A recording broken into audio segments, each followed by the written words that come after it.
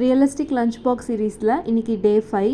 இன்றைக்கி பிரணிக்கு ரொம்ப பிடிச்ச பூரி, அதில் கொஞ்சமாக மட்டும் பாலக்கீரையை பிளான்ச் பண்ணி எடுத்து அரைச்சி செய்ய போகிறேன்.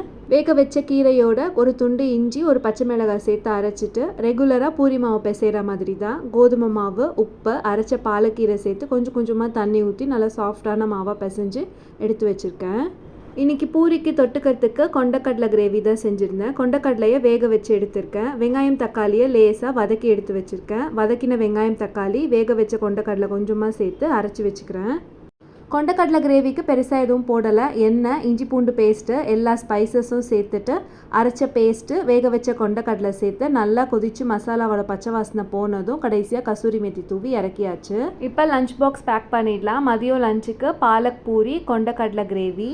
இன்றைக்கி ஸ்நாக்ஸுக்கு அவனுக்கு ரொம்ப பிடிச்ச மாம்பழம் தான் வைக்கிறேன். மாம்பழம் கொஞ்சமாக பால் ஊற்றி அரைச்சி வச்சுருக்கேன். சாப்பிட்றதுக்கு ரொம்ப சூப்பராக இருக்கும்.